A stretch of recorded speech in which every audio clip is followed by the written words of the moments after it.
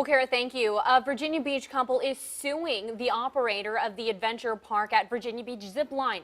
Their 8-year-old son fell about 40 feet to the marshy land below.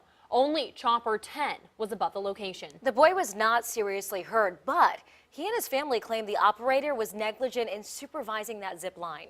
They are talking only to 10 on your side. Andy Fox, who joins us live from the zipline park at the Virginia Aquarium. Andy.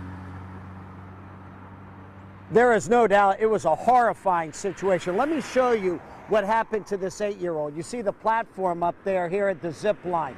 He fell somewhere around there, 40 feet to the soft ground below that cushioned his fall. Thankfully, he wasn't seriously hurt.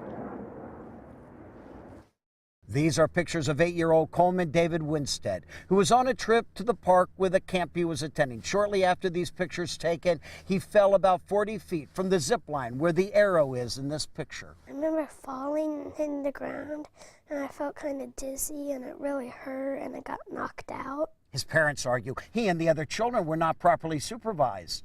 But we also came to find out that he was actually on a course that was designed for age 12 and up. And there was nobody there supervising or telling him he should not be on that course. I just felt really scared when my zip line got stuck in the complete middle of the zip line. The suit alleges Coleman David got stuck in the middle because he didn't have enough weight to make it to the platform. He was told by one of the people on the ground to pull himself up, and when he tried, he fell. Well, I was falling so fast, I was like, what's happening?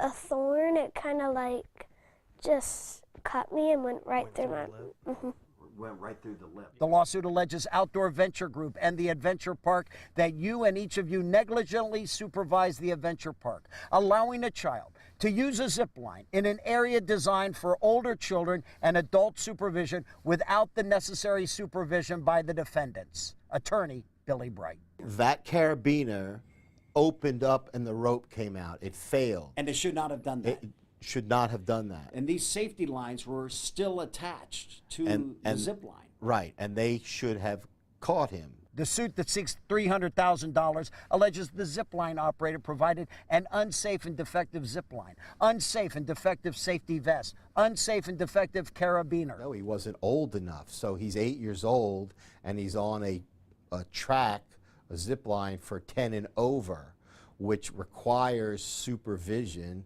if he's supposed to be on there at all. We reached out to the zipline operator. They emailed back and they said they don't have any comment because of this pending lawsuit. And the family, the Winsteads, came forward because they wanted other families to know about this, to alert them. There's at least one other case that could end up with a lawsuit, and others have fallen out here as well. In Virginia Beach, Andy Fox, 10 on your side.